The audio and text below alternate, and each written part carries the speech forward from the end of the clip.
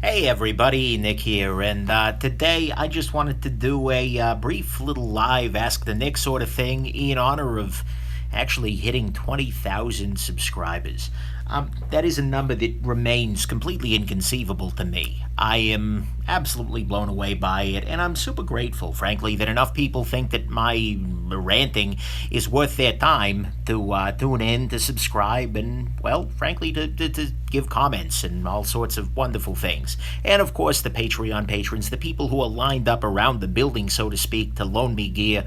You are all beautiful freaking things. And in a way, I feel like it is very, very, very symbolic of the quality of my content and the overall tone and seriousness of my channel that my 20,000 subscribed as a result of a series of poop jokes. Let's be 100% real here. I couldn't have asked for better that my 20,000 subscriber came from a review of this little guy right here, which is... Oh, quite a knife. Sorry, guys, I had a wallet that I'm doing for review here on my phone to try and minimize shadows and glare. Okay, it's fallen down. Never mind. But anyways, so welcome everybody. 100 people already. Holy crap. And I wanted to just throw things open for a live session. If you've got any questions, if you've got any comments, if you've got any concerns, this is a great place to share them. At the moment, given that I don't have any questions yet, I figured I'd show off the state of my current collection. These are the knives that I have in my permanent collection that are sitting, by my bed, ready for choice every morning. I have done a lot of selling lately. That is 100% for sure. I have done, recently I have sold the ZT-0450 ZDP and carbon fiber. Not because it is not a great knife, it is spectacular in every way, but I'm about to buy a bunch of new knives, and that one was one of the ones that wasn't getting quite as much pocket time. And so that one went out of the way. I sold my Gareth Bull Miura. A buddy of mine made me an offer I basically couldn't refuse. Not like in the I'm gonna kill you sense, but in the offer of he was really in love with it. And frankly, I don't know, it wasn't getting that much pocket time, and yeah. So, yeah, these are what have remained, basically. My Graham Razel GMT here, which is still my absolute favorite knife if I've got a beatery sort of need. This is my Grimsmo Knives Rask right here, which is still a great lightweight knife. This is so damn light, it's spectacular. Of course, the Grimsmo Norseman, which I still love, even if it is a sharpened spoon in my heart. Right here, this is the Spyderco Sage Bowie, which I am not going to sell again, damn it. Already sold it once, bad mistake. This is a surprise inclusion. This is the Benchmade Anthem. This knife is way better than it has any right to be, if that makes sense. I have kind of fallen for this little guy hard. I still hate the clip, that's 100%, and I would still like to see a little bit more consistent edge on the sharpening job out of the factory, but you know what? I like this knife a lot. The smoothness of it is incredible, 100%. The axis lock works really well, and they've dialed it in beautifully on the bar here, the bar-based axis lock. I'm going to do a full review, keep an eye out for it, but this is a knife that I'm seriously loving and that I've been carrying a lot, and I've been enjoying carrying a lot. So that's pretty great. The Chris Reeve tie lock, now discontinued. I still need to find a way to do a video funeral for it. I still love this knife. I still use a Chris Reeve Knives Sebenza clip on it rather than the Hawk clip. I apologized recently to Gavin Hawk at Blade Show for not loving that clip, but it won't bring me that much joy. The Spyderco Rhodey is a knife that I need to review. I'm sorry, guys. Like every freaking day, I get a message, haven't you reviewed the Rhodey yet? Like, no, I'm a slacker. I always have other people's knives to review, but I need to do that. Spyderco Dragonfly is a great little knife for travel, and is a great little knife for not travel. And then, of course, your Spyderco Delica, which I just love deeply. This was my Blade Show carry, partly because it's not expensive enough that TSA would steal it, and partly because it's great for size comparison, as you all are well aware. But so these are my permanent knives in my collection for my personal carry. I have other knives that I have on the table that are mostly used for review. So knives like the PM2 here and the Chris Reeve Knives Sebenza. I have the, of course, ZT-452 here, the Ontario Rat #1, and of course your #2, although I just mixed them up again, which is just fitting. And of course, The Z Hunter. Oh, where would I be without the Z Hunter? Actually, I'd probably be taken a lot more seriously. Let's be real here. But anyways, so this is my permanent collection. I'm seeing some great questions trickling in, so I'll just jump in and start answering them. Let's see here. EKY Bob asks, I think you said you prefer the G10, the FRN Dragonfly to the G10 version. Can you talk a little bit about that? Sure, I can. Hold on just a second. I think I have a G10 Dragonfly right here for the comparison. Beautiful. G10 Dragonfly. This was gifted to me by a viewer, and it's spectacular. I haven't gotten around to reviewing it yet. A common thing in my life. But look, the difference between these knives are a couple of things. Unfortunately, the G10 one is only available with VG10 blade steel. And I love the ZDP very much. And also, this guy is a lot lighter in weight. And, for me, I don't know, that I like that a little bit more. That said, G10 does feel the hand a little bit better. It feels a little bit more robust. It feels a little bit more like a higher-end tool, that kind of thing. But for me, the FRN version, this plastic one, is the one that wins my pocket on a regular basis. But that's a great question. I think they're both great in different ways. Lemmy FTW asks, am I still rocking my Omega? I am indeed. This little guy here, an Omega Seamaster Planet Ocean, is...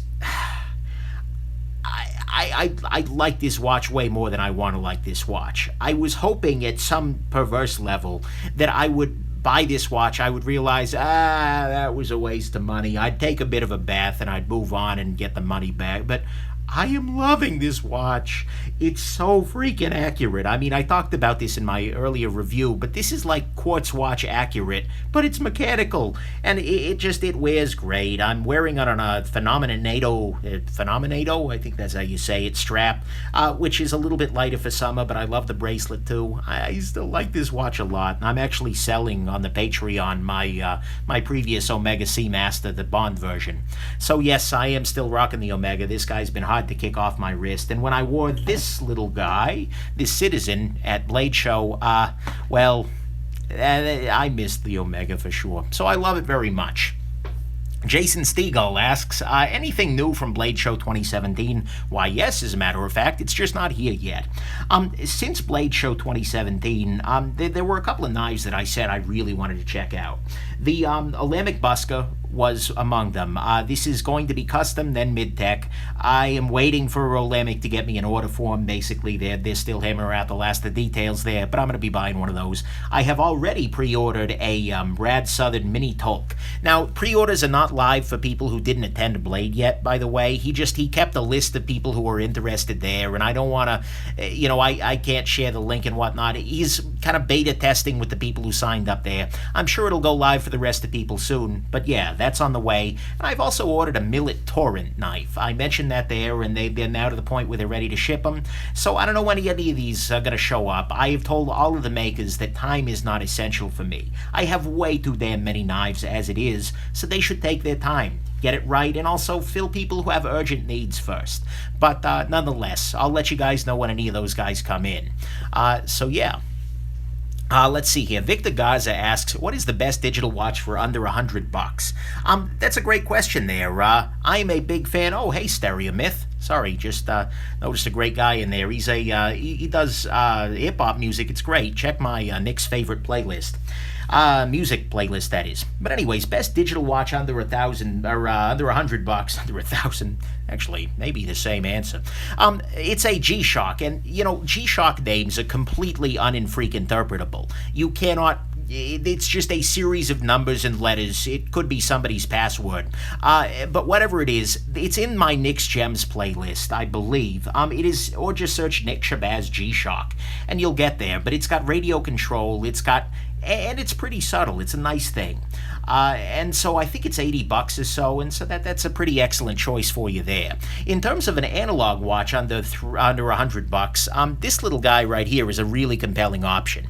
This is a Citizen Eco Drive, and so it means it's powered by the sun, but you get a bunch of good stuff. You get a day and a date movement. You get the actually loomed hands there. It's a great freaking watch for the money, and so as much as I liked wearing that, it is a great knife. Watch. I talk about knives too much, guys. It's real.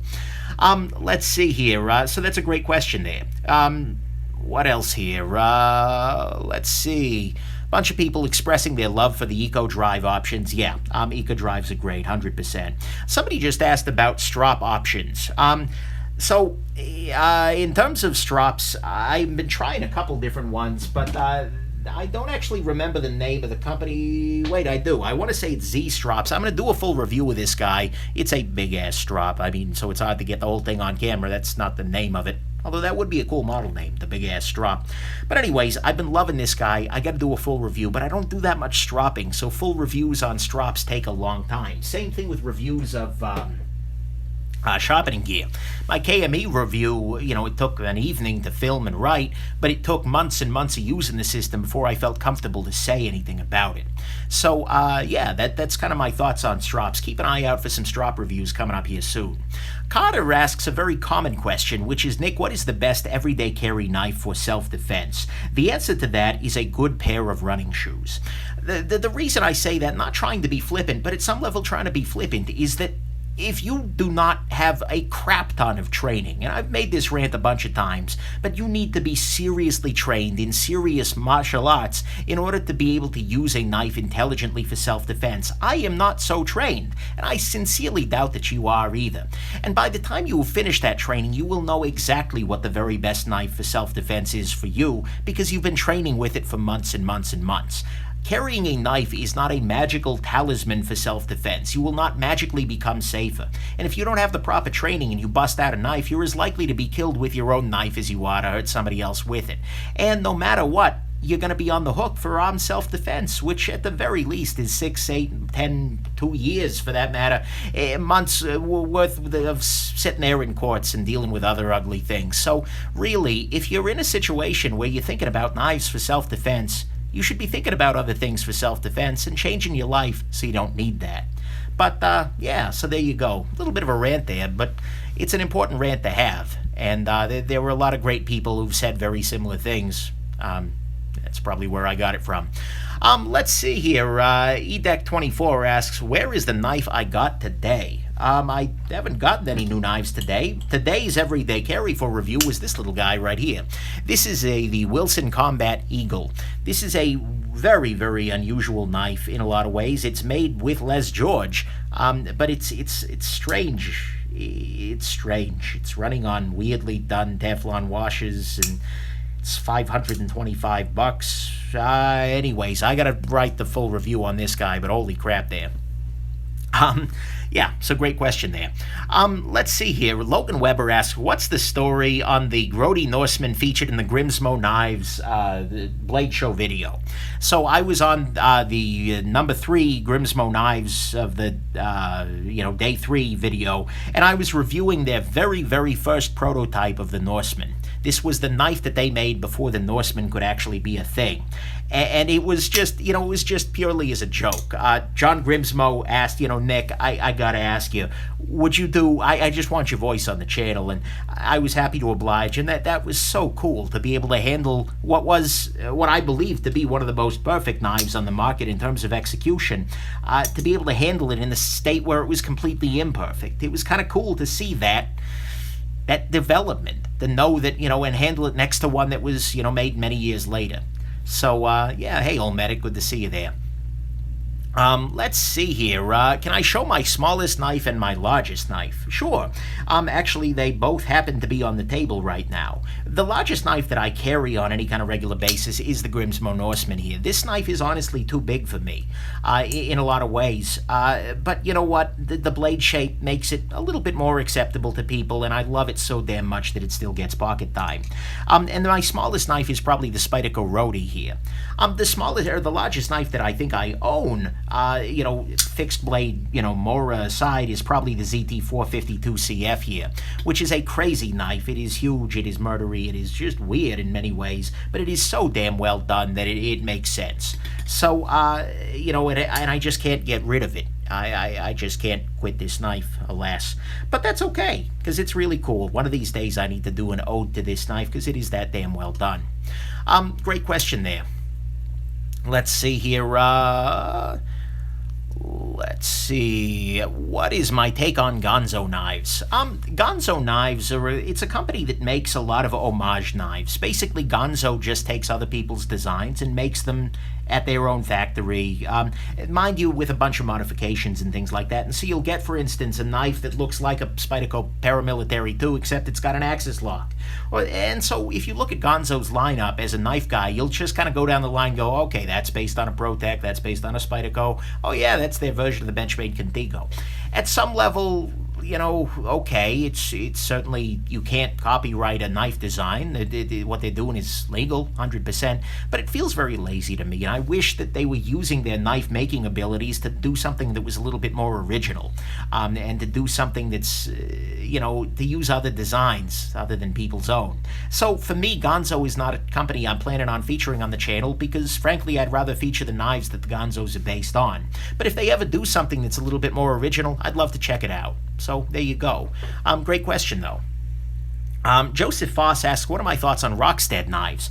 I'm about to, or I have now filmed a review of the Rockstead, oh, come on. What are you? Higo, which is a very incredible knife. I mean, they are basically production porn. Pardon my phrasing there. They are knives that exist in order to see just how cool you can make a knife in terms of polishing, in terms of smoothness, they're very, very neat in that way. And they can be, that one had some issues for everyday carry and slipperiness and whatnot, but they're also very, very expensive. Like that one was $900 and they go up from there, and their warranties are unfortunately not very good. They are not transferable. Even you can't get free shopping. One of their big deals is because they're using this obscenely hard ZDP steel, they offer free shopping, but if you weren't the person who originally bought and registered the knife, you can't get that anymore, which is just stupid on a knife that's that expensive. I'm sorry, if a $10 Kershaw is besting your warranty, you got a big problem there. But anyways, so that's a great question. Rockstead, I was glad to check one out, but I think I'll stick to things a little bit lower in the production bracket in general there. Let's see here. Thoughts on Maximus steel, says Evan Seifert. So I actually picked up one of these guys. This is a Maximus Spyderco native. And many of you remember that Jason L is saying you can get shopping from Rockstead covered. You just have to pay some kind of a fee. Thank you very much, Jason, for clarifying that. I wasn't 100% sure. I assumed so. But still, it's ugly that they don't give that away for free if you're just not the guy who bought it. Anyway, sorry about that. But good point. Thank you for bringing that up. Maximus steel, I originally bought a native in Maximus, and unfortunately, I got a lemon. I got one that must have had either bad heat treat or something like that, such that even cutting cardboard, I saw significant chipping on the edge of the knife. And so I sent it back to Spyderco, and they made it right. That's what Spyderco does, or at least that's what they should be doing. And in my case, they absolutely did. Not even knowing that I am the jackass who posts things on YouTube, they sent me a brand new knife and captured that one so they could see what went wrong with it. So this guy seems very, very nice. I haven't carried it much. I haven't used it all that much. I, did a bunch of cardboard testing the day I got it, and it's still very, very sharp. And so far, my impressions are favorable, but I haven't had enough experience yet to say too much beyond that. Great question, though. Is this a gray clip? No, I think it's a silver clip. It's just the light is showing that off there. KB asks, what is my sharpening kit?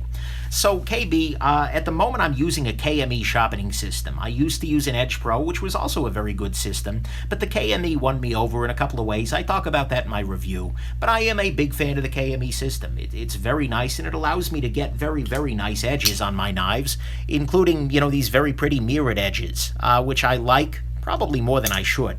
So, anyways, maybe I'm like part dragon or crow or something like that, loving the shiny things. But anyways, that's what I use most of the time. But most of the time, I just use a strop and clean up the edge that way without having to actually reprofile. So great question there. Let's see here. Harrison Pinkston is asking, do I have any ballad songs at all? Am I interested in ballad songs? No and no. Not that I'm completely like, oh my God, ballad songs are terrible. No, I don't. I'm just not that coordinated. And I've said this on a couple of occasions. Bally's are just, that is a world. I watch competitive bally flippers just walking around Blade Show like, holy crap, that's incredible. I don't have that skill, and I don't have the time to learn that skill. And frankly, if I bust out a ballad song and I'm doing weird flips off my shoe and whatnot in the middle of the lunchroom, I'm probably going to get shot. So, I think I'm going to go ahead and skip the bally world. But that said, there are a lot of great reviewers doing that, and I hope that they can cover your needs in that kind of world. KB asked, do you use compound on your strop or just straight leather? Yeah, you got to use compound. I mean, at some level, leather will do some good for you. But I have this strop doped with a 0.05 micron compound on this side and a 3 micron CBN compound on this side. So, yeah, there you go. But the compound just helps to remove a little bit of metal and helps to get a little bit better polish there. Let's see here. Samuel Burns asks, can you compare and contrast carryability and usefulness of the ZT-0452 and 0562? Wow, that's an in-depth question. Sure, I'll do my best quickly. ZT-452 right here. I don't have the 562 anymore. Look, this is a crazy knife. It is beautifully designed. It is great for poking into things. It's thick behind the edge. It's a little bit obscene. But, it's a really cool knife, and it has the best production knife action I've seen for a frame lock, at least so far in my times here. Small batch, mid-techy, custom-y can do better, but still, really great action. The 562 is a much more capable, sort of hard-usey outdoors thing. It's based on a Hinderer design, Rick Hinderer, and, it's a different sort of knife. It's really meant for cutting tasks. It's really meant for, this is kind of a showy knife. It'll definitely cut things, but the 562 I feel like is more purpose-driven. It's more ergonomic, although this one's not bad either. And so, personally, if I needed to carry a knife every day, I'd go 562, but this guy is a much more interesting, fiddly fidget piece, and this action is just so damn good that, like I said, I just can't quit it. So, that's kind of the rough difference between them. They're very different knives for very different purposes. A lot of people saying congratulations. Thank you very much, everybody. Like I said, without your support, it wouldn't be possible at all, and so I appreciate that deeply. Marshall Rosier asks, why have you not reviewed a Hinderer? Oh, Marshall, you're going to find out that indeed I have. I have reviewed a Hinderer XM18, and as a matter of fact, give me just a second here over in my magical drawer of upcoming tricks.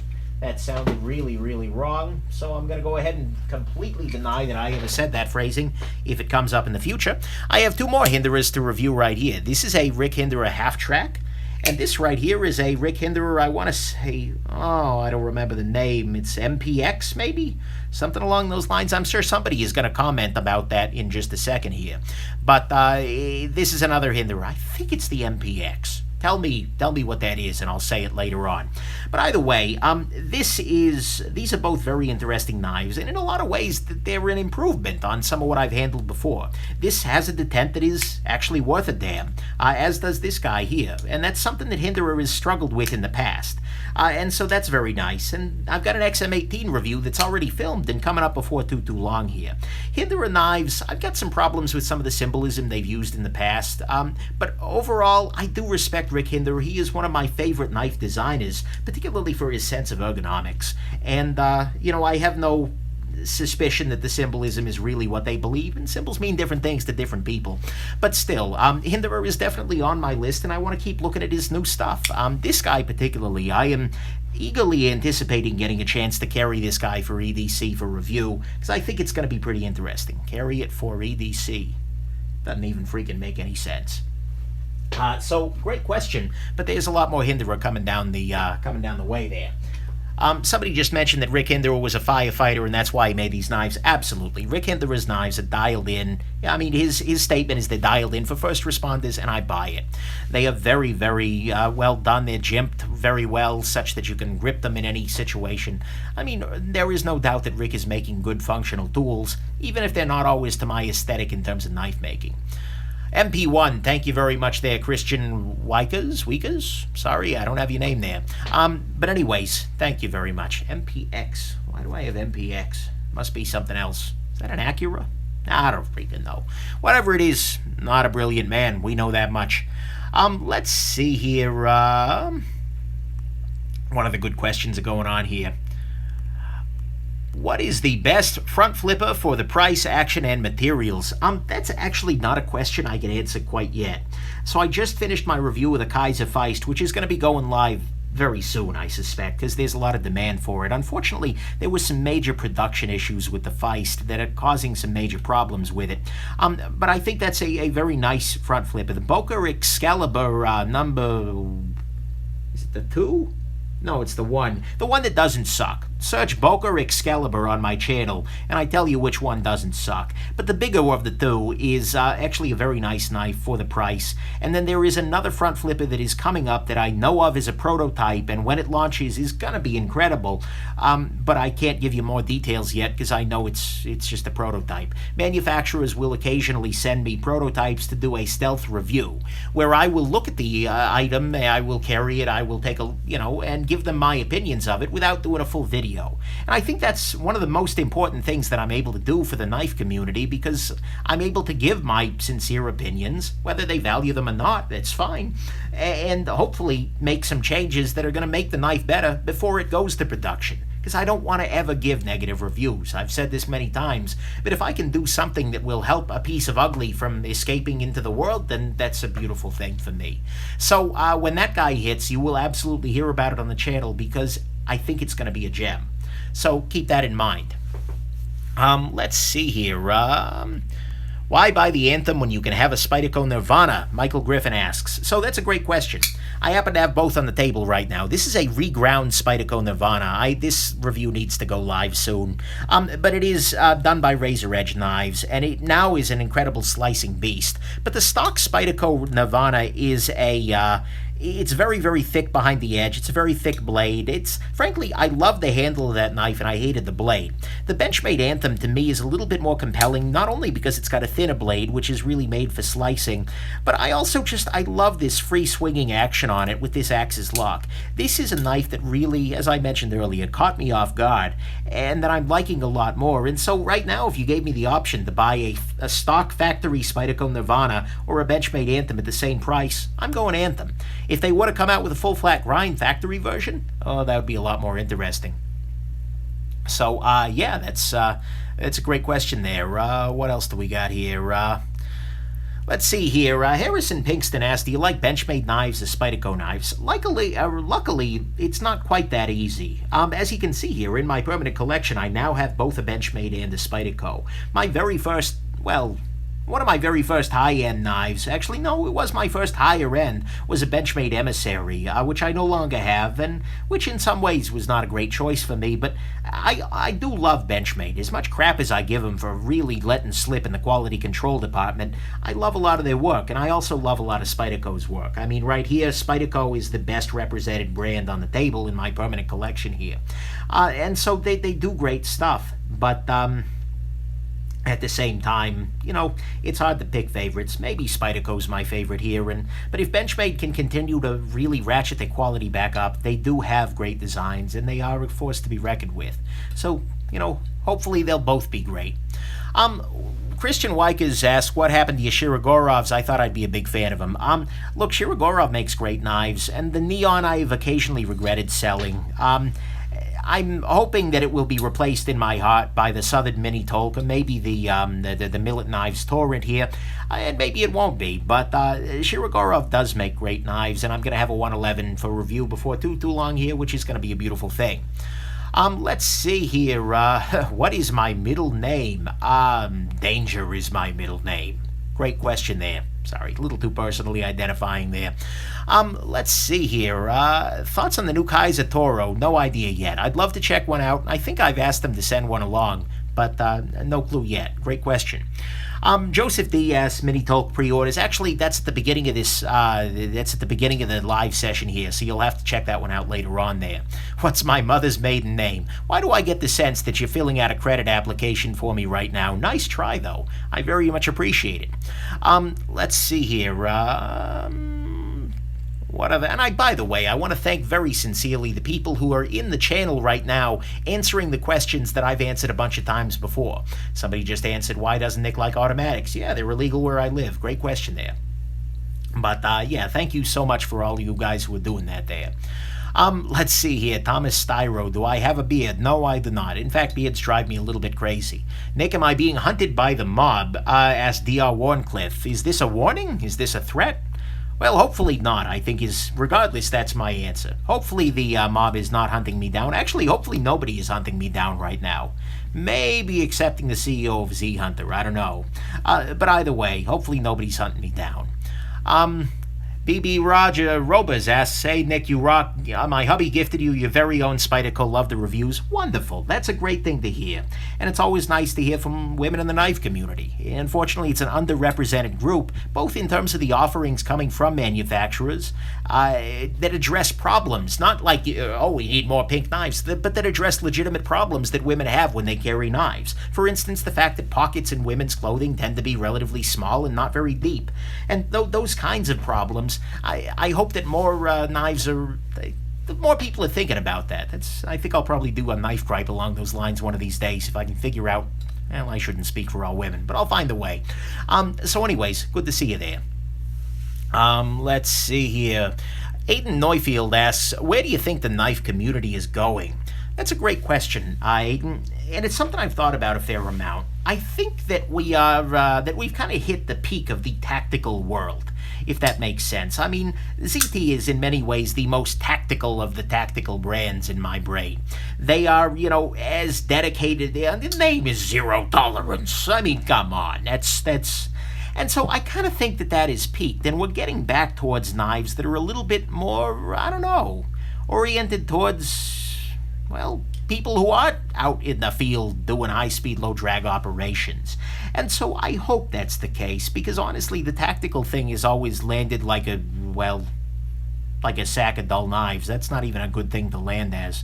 Although I guess it has landed like a sack of dull knives on me, because you know what? It hurts. I don't love all the tactical stuff. And so I hope that the knife community is kind of moving back that and having a little bit more fun, and also thinking more a little bit about function. Because right now, again, the trend has been towards these massively overbuilt flippers. And, massively overbuilt knives are fun and whatnot, but they're not great for actually, cutting and opening envelopes and the kinds of boring things people do. And I think that this is the case because, honestly, look at some of the brand new designs that are really making the news. This little guy right here, well, it's not little in any way, shape, or form, is the Kaiser Megatherium. This is a design by Elijah Isham. I'm sorry, Elijah. I'm sure I'm killing your name here.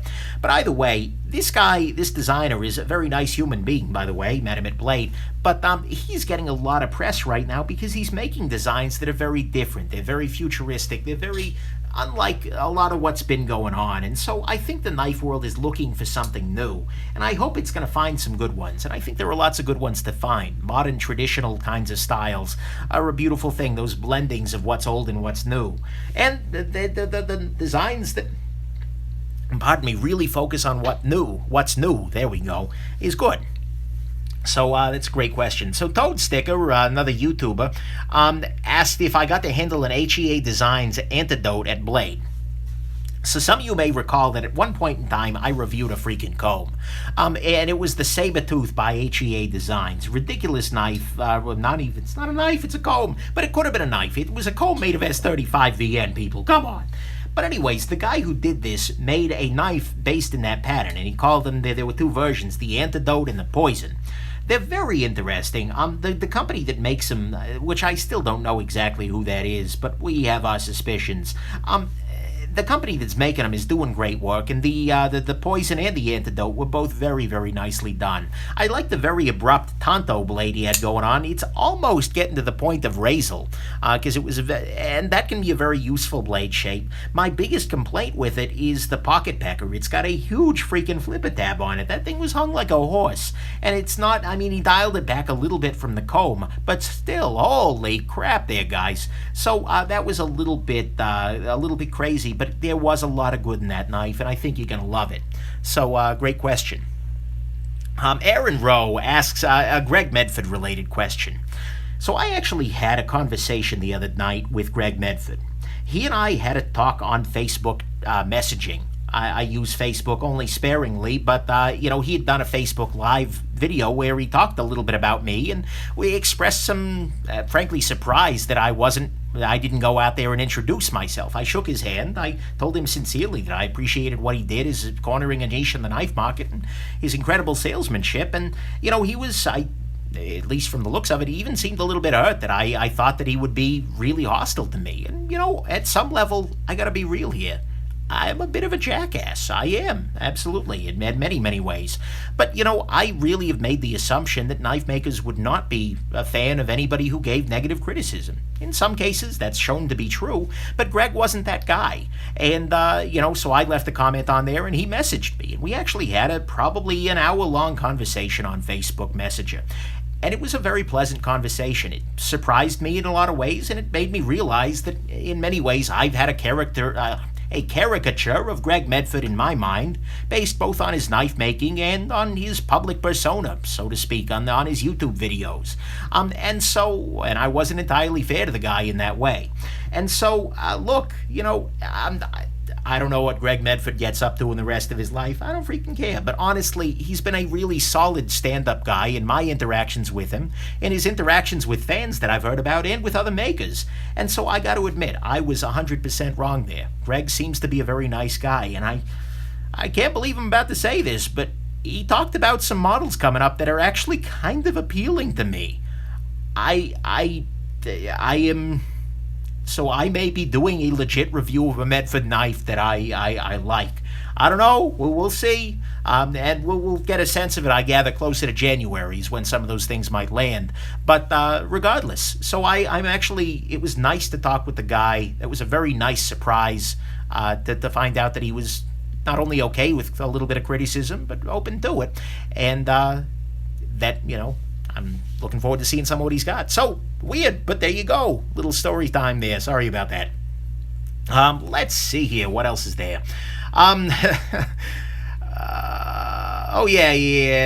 Let's see here. Lots of congratulations. Thank you very much there. Ferrum Forge is working a lot with WE knives and Mass Drop. What do you think?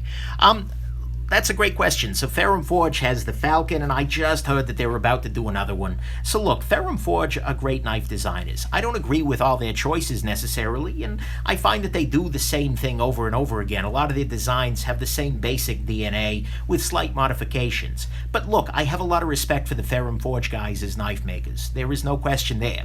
WE knives, I have a lot of respect for, especially now that they're abandoning the terrible freaking screws. And then Mass Drop, I've mentioned in the past, I've had some really bad experiences with Mass Drop, so I've got a bias against them. But the thing is, if they're trying to work with good makers like Ferrum Forge and like WE, and they're committed to really amping up the customer service a little bit, that could work out too. But Ferrum Forge plus WE knives, I think, is going to be a beautiful thing and is going to make some great knives, whether Mass Drop is involved or not. So there you go. That's a great question, though, and I do. If they were available through conventional channels, namely knife distributors and things like that, the Ferrum Forge WE knives would absolutely be of interest to me. So, great question. Kilowatt, where is the Baby Ruth bar? Referring to the Baby Ruth bar in my the review of the third here. That was a very tasty Baby Ruth bar. It is long gone. In fact, that didn't even... trying to think. No, that didn't even make it to the bad during that review. I had finished that off before then. Great question there. Let's see here. Thoughts on titanium blades, asks Ma Kupian 4. Sorry, just needed some water here. Look, titanium blades are something that I don't necessarily get it. I mean, look, if you're looking for something that is entirely rust-proof and that you only need to use very rarely, like for diving or something like that, okay, I guess, but honestly, steel works. There are so many good steels. There are so many good rust-resistant steels. Things like the LC200N is a stellar rust resistance. I just don't see the need for a titanium blade. There are some really neat blade materials out there. At Blade this year, they had a tungsten carbide blade, which looked really cool. I didn't get a chance to use it, obviously, but that could be interesting. But nonetheless, it seems to me like a solution in search of a problem, that is. Edge retention is just not great. Yeah, that's another good thing. SM100's another good weird steel, 100%. Let's see, Mike L. asks, would you recommend an Ontario Rat 2 or the Kershaw Dividend? Great question. Hard question to answer. So, Kershaw Dividend, right here, Ontario Rat number 2, right here. Look, neither of these are in great steels, and that's always a disadvantage. The Dividend is, unfortunately, it's assisted. You know, at this price point, I can almost see it. They are both very good tools for cutting. Look, I don't feel like you can go wrong here. If you want a manual open knife, the Rat 2 is a great choice. If you want an assisted knife, the Dividend is a great choice. If they were to come out with a Rat 2 in D2 steel, I don't know, maybe in the next, let's see here, 6 to 8 months, if that were to be a thing, that would be a wonderful thing. And, I can't really talk about what I learned in talking to reps at certain booths. But, oh, man, would I sure love to see an Ontario Rat number 2 in D2 steel, maybe with carbon fiber in the next 6 to 8 months. Just saying. But anyways, they're both great choices. They're just very different choices. No, you can't de-assist the Dividend there. Great question there. The EC Zancudo in D2 steel. The Zancudo and Avispa are knives that I need to review. They're sitting over there. They just haven't been done yet. I'm working through it, guys. I'm doing my best. But, there's always the tension between doing lots of reviews and doing, crappy... between doing good reviews and lots of crappy ones. So there you go. Am I getting another monthly knife club knife this month? Oh, yes, I am. Look, the response to that video was great, and frankly, I had a lot of fun doing it, so I will absolutely be doing another live crappy knife unboxing this month as well. It was absolutely worth the amount of money it took to get that little thing going on there. So, yeah. What else here? We the people want a Delica without a backlock, anything but a backlock. You probably want a Spyderco Sage V then. Which is a very similar sort of thing, although they're also doing the native now in a, they have the little native, which is going to be in a compression lock among other options. So that may be something that's of interest to you as well. The little native with the comp lock is getting awfully close to excellent there. And the little native is a very nice knife. I got to handle all three of them actually at Blade Show, and they're pretty excellent. One thing that I want to just address directly, a lot of people have asked me questions about Spyderco prototypes. At Blade Show, Spyderco has an entire case of knives that are entirely prototypes that you are not allowed to take pictures of, and that are, there are going to be substantial changes, but they kind of serve to preview what's coming up here soon. The thing is, I'm not going to talk about those prototypes. I feel like, I could maybe, but A, I didn't get a chance to handle enough of them, and B, there were going to be major changes, so it wouldn't be fair to me or to Spyderco for me to give a full opinion and go on the record, so to speak, only to have them change something later on. So the prototype case was fascinating, but I can't really go there. Great question, though. Let's see here. Did they have a sliver axe to play with? That's a great question. Moving along. Tyler Durden asked, do you ever participate in knife raffles? That's a great question there, Tyler. By the way, you got an unfortunate surprise coming once you figure some things out based on the movie there. Anyways, Tyler, no, I am not a raffle guy. This is not because I find anything to be wrong or morally abhorrent about him. Here, let's swat the knives a little bit here. There's nothing wrong with raffles. I got no major issue with them, but at the same time, to me, they have always, they are quite literally a gamble, and I'm not much of a gambler. I am a relatively risk-averse sort of guy, in case you can't figure this one out already, and so I'm not a raffly sort of guy. Here, we'll throw this guy in here, and we're throwing crappy knives. Why not a Z-Hunter? And so raffles aren't my thing. That said, a lot of people have a lot of fun doing them, and, chances are you'll end up buying a knife at retail price by the time you enter and lose a bunch of raffles anyways, but you know what? There can be some fun there. Great question. Let's see here. Did the snap-on knife become stronger because my buddy Phil called it a gem? That's a really great question. Hold on, let me see if I can find that. I don't know where the jackass put it. Here we go.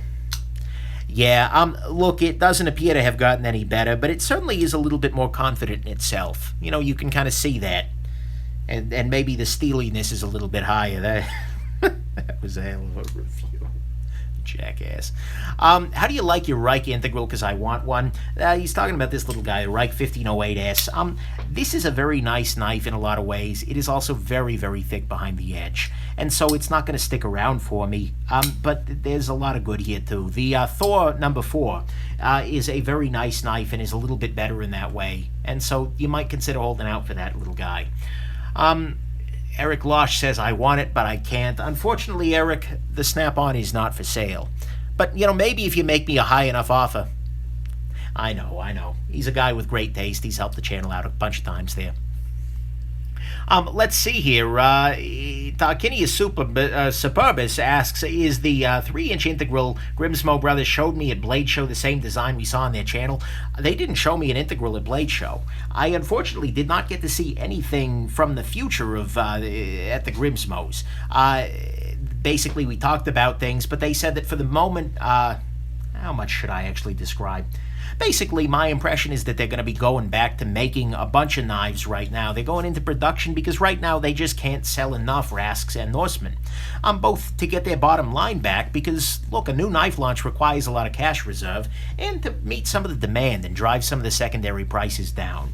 So I think what we should expect from the Grimsmos are a lot more Rasks and a lot more Norsemen for a little while, and then maybe something crazy down the road. Great question there. The turd is making you crave a Snickers. Yeah, not going anywhere for a while there, Toad Sticker. Great question. Let's see here. The, what do we got here? Nix Omega equals Nano Ohm. Nice. Yeah, the Ohm thing. I have enjoyed that. You could maybe say that this watch is my Ohm boy. That was terrible. Oh my God, that was terrible. Somebody's saying pens. Mike L is saying pens. So I actually got an interesting pen on my table the other day, and it's this little guy right here, which is a, oh God, I'm not remembering the name now. I want to say it's a Namisu. Yeah, Namisu Nova, which is just, it's a piece of art. This is a beautiful freaking pen, and it's great in the hand. It doesn't have a clip, which is a little bit weird, but otherwise, this is really, really cool. A buddy of mine loaned this to me, and I have been just enjoying the heck out of writing with it. Nice full size, feels great in the hand. Interesting little pen, very unusual. And so keep an eye out for a review of this guy coming up before too long. It'll be a long time though. Let's be real here. Daigle Knives. Does carrying the wrinkle to redefine the term pocket dump? Nice, very nice. Pennywise the Dancing Clown. Oh, that's creepy as heck. Ass. How do you trade knives? I've got a video on that. Actually, generally speaking, if you've got a question about things like that, I try to name my videos straightforwardly. So I think I have a video called Nick's Guide to Selling and Trading Knives. So just search for Shabazz Trade Knives. Although Shabazz Trades Knives might be interesting too, I don't know. But yeah, and you might be able to find a good answer to that question there. A. Lawler asks, you should check out the Levy 2000. Already dead. Beautiful thing. Oh, Pens in 6 means Pittsburgh Penguins will win the Stanley Cup in 6 games. Oh, hey, now I get it. Okay.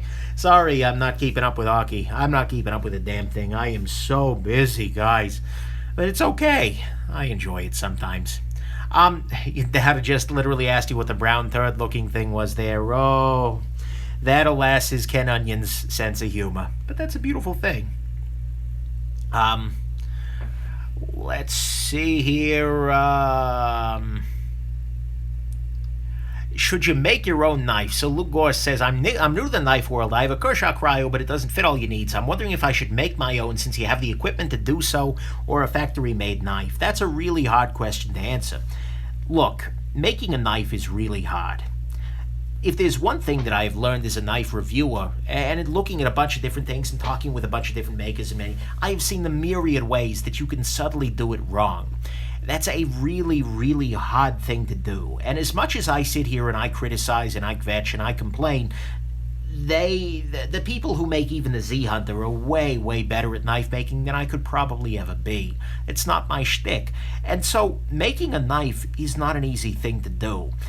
You're welcome to try, and I think it'd be a great way that you can learn things. And there are people who are very young and making great stuff. oh, what the heck is his name? Frankie and Birdshot IV just showed off some of his stuff. I met the guy at Blade Show, Nick Chuprin, I think it is. He's like 20 and he's making incredible work. And so it's absolutely possible to become a knife maker. But coming into this with the perspective of, this knife doesn't work for me, I'll just make my own and it'll be better, is really hard. It's really, really, like, that even with the tools, it's tricky. So keep in mind that it's probably a lot more complicated than it appears to you right now. At least put it over by the code 4 where it belongs. Oh, that's kind of hilarious. Okay, sure, why not? Look, the Cold Steel Code 4, this one was gifted to me by, I want to say my buddy Andrew. This is a half serrated version, which is all the better. But the Cold Steel Code 4 is actually one of those knives I respect a lot more than I probably should let on. Cold Steel does make some interesting designs, and this is a very thin, very nice knife for everyday carry. The triad lug and everything. I don't love it, and especially with but the thing is, it's a solid knife. But yeah, it's okay between the two of them there. Let's see. Oh, good God. A. Lowler is saying that SNECX is how I pronounce him in my head. Makes knife design look easy. Look, this is a guy, I want to say he's in like Indonesia, Malaysia, something along those lines, and he makes these incredibly complicated, incredibly cool knives. He's going to be an interesting force in the design world right now. He is a designer that's kind of on the rise. Maybe I shouldn't say this, but heck, I will. There are a couple of designers who've really caught my eye lately, who are doing incredible things and doing really neat stuff. This is not to diminish the other designers out there in the world, but a couple of them are really jumping the brain. Paul Alexander, the guy who did the Spyderco Ouroboros, the Sliver Axe, and a couple of other things I can't talk about at the moment, is really, really good at that, and I think he's going to be making great work one of these days here soon. This guy, the Elijah Isham, so sorry Elijah, is another guy who is doing innovative stuff, who's doing different stuff, and is in a lot of demand right now. And is just crazy enough that it might work. I like his stuff very much. That guy, SNECX, is another designer who is just blowing me away. He's doing a lot of neat stuff, and it's really unlike a whole bunch of what else is out there, which is great. And, Kevin Smock, when he's getting his stuff, when he's making knives, that has a great idea for knife design. Yeah, we'll just leave it at that. But Smock does some great work as well, and so I hope that he can get to a point where he's caught up on his books, so to speak, and keep doing, knife designs on a regular basis, because I'd like to see more of his stuff there. Yeah, I've got a Smock on order too. Maybe a while. That's okay, though. Nick Weinberg, which comes closer to functional perfection? Small Sebenza 21 or Wayfarer 247? So for me, the small Sebenza is just not ergonomic. It doesn't work well in my hand, and so I don't love it very much. The large Sebenza versus the 247, they are both perfect in their own different ways. The Sebenza is a simpler thing than the 247, but the 247 is a very complicated thing done exceptionally well. Alambic cutlery, actually, that should go in my list of great design work, although Alambic they work with many different designers, so it's not the same thing. But they are a maker on the rise, I think, because every damn thing they show me seems to impress me. And I'm a little bit hard to impress. But I think that the people involved, the owners, oh, come on. Eugene and his father really have an eye for perfection. That's doing some great stuff there. Is the Z Hunter worth the risk? No, Garbage Man Knife Guy. The Z Hunter is a terrible freaking knife. You should not buy one of these. It will, chances are, not be good. Trust me, I've opened a lot of Z Hunters. They're all mostly crap. This is a joke. Don't go any further than that. Let's see here. Actually, guys, I tell you what, it's 53 minutes into this. I am, dying over here. And, I'm running out of water, and life is getting rough here. Laryng's going to fall out with a splat on the table and then go all over these knives. And knives are open, might cut it open, be a problem. So I think I'm actually going to go ahead and bail. But look, thank you all one more time. And the people who came in here today, the people who've subscribed to my channel, the people who regularly leave positive comments on the channel. You bring me so much joy to see that. Even if I don't get a chance to reply to all of them, I love it. Thank you to the people who loan me gear, the people who I am desperately trying not to have loan me gear because I'm so deep in loaned gear that I can't even possibly escape. You are beautiful, beautiful people. people. The people who reach out to me on a regular basis. Oh my God, Nick, have you seen this? You are wonderful people, my Patreon patrons, last but not least, who are making things like going to Blade Show or buying a brand new knife on speculation for review. You're making this possible. And just a final reminder, there is a giveaway planned, although it's more of a contest, in honor of 20,000 subscribers, and it's still going. I have announced the I Am Nick Shabazz contest, where any viewer can make a video doing their very best Nick Shabazz impression, and they're already coming in. They're in the I Am Nick Shabazz playlist, and they are spec-freaking-tacular. I have been dying laughing, and I will get phone calls from my mother like, oh my God, Nick, did you see this video by this guy? We are just loving it. So anyways, it's a great contest. I'm having fun with it, and you can win some great prizes. Check out the I Am Nick Shabazz video for more information there. But remember, at the end of the day, you are all Nick Shabazz. Nick Shabazz is inside all of us. That's really creepy, actually. Oh God, that was not the way to end the live stream. Hold on, let me keep talking until something profound comes about. We all need to work for world peace, because unicorns and puppies and yeah. Hey, anyways, hope this has been interesting to you. That you have yourselves an absolutely wonderful rest of the day, and I am inside you all. Oh God, I need to go. Somebody's saying you are welcome inside. Okay, guys, this is going downhill fast. Unicorn stew. Okay. Thank you for all the sexual harassment I'm getting right now. Good night, everybody.